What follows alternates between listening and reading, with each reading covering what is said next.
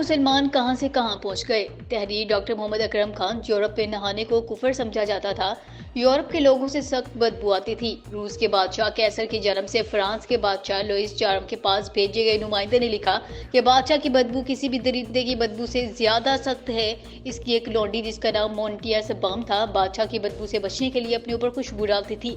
दूसरी तरफ खुद रूसी भी सफाई पसंद नहीं थे। मशहूर सियाह डिफ फजलान ने लिखा कि रूस का बादशाह कैसर सफाई सुथराई का कोई ख्याल नहीं रखता था। ऐसी गंदी मखलूक मैंने आज तक नहीं देखी। इंग्लैंड में लाखों मुसलमानों को कत्ल करने वाली मलिका इजाबेला सारी जिंदगी में सिर्फ 2 बार नहाई। उसने मुसलमानों के बनाए हुए तमाम हमामों को गिरा दिया। स्पेन के बादशाह फिलिप दोम ने अपने मुल्क में नहाने पर मुकम्मल पाबंदी लगा रखी थी। उसकी बेटी इजाबेल दोम ने कसम खाई थी कि शहरों का मुहासरा खत्म होने तक दाखिली लिबास तब्दील नहीं करूंगी, और ये मुहासरा खत्म होने में कम से कम 3 साल लगे। अवाम की नहीं, मगरब की बादशाहों अवाम हुक्मरानों के वाक़यात हैं जो तारीख के सीने में महफूज हैं। हमारे सियाह किताबें लिख रहे थे जब हमारे साइंसदान निज़ाम शमसी पर तहकीक कर रहे थे। उनके बादशाह नहाने को गुनाह करार देकर लोगों को कत्ल करवा देते थे। लंदन और पेरिस की आबादियों 30 और 40 हजार थी। इस वक्त इस्लामी शहरों की आबादियाँ 1-1 लाख हुआ करती थी। फ्रेंच परफ्यूम बहुत मशहूर है। इसकी वजह यही है कि परफ्यूम लगाए बगैर पेरिस में घूमना मुमकिन नहीं था। रेड इंडियंस जब अहले यूरोप से लड़ते गुलाब के फूल अपनी नाक में ठूस लेते थे क्योंकि अहले यूरोप की तलवारों से ज्यादा उनकी बदबू तेज होती थी।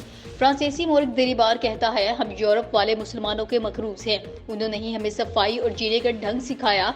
उन्होंने ही हमें नहाना और लिबास तब्दील करना सिखाया। जब हम सफाई का ख्याल नहीं रखते थे, इस वक्त वो अपने कपड़ों को ज़मरद, याकूत और मरजान से सजाते थे। यूरोपीय कलीसिया नहाने को कुफर करार दे रहे थे। इस वक्त कुर्तबा शहर में 300 अवामी हमाम थे। फिर वक्त पलटा और हमसे हमारी साइंस, हमारा इल्म, हमारी तरक्की के राज ले लिए गए। हमें बदले में एहसास कमतरी दे दी गई। हमें फैशन नामी लफ्ज के साथ बेहुदगी दे दी गई। हमें मॉडर्न बनाने के नाम पर बेहयाई दे दी गई। हमने उनकी दी हर इस चीज़ को वेलकम किया जिससे हम बुरी तरह तबाह हो सकते थे। उन्होंने हमें आज़ादी का नाम और साथ गलत ताबीरें दी।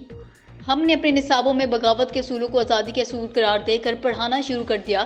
फिर ऐसा हुआ कि हमने अयाशी को कामयाब जिंदगी समझना शुरू कर दिया। फिर ऐसा हुआ कि वो चांद पर जा रहे थे, हम तफरका परस्ती पर बहस कर रहे हैं। वो मरीख का सफर कर रहे हैं, हम 1300 साल पहले सहाबा के मुसलमान ना होने पर बहस कर रहे हैं। उन्होंने समंदर में पेट्रोल के जखायर बनाने शुरू कर दिए। हमने पेट्रोल से जलाओ घिराओ आग लगाओ तहरीकें चलाना शुरू कर दी। उन्होंने अदब में ऐसे शाहकार तख्लीक करने शुरू कर दिए जो अफकार बदल दे। तो हमने लबो रुखसार, चाय की प्याली, कॉलेज की लड़की लिखना शुरू कर दिया।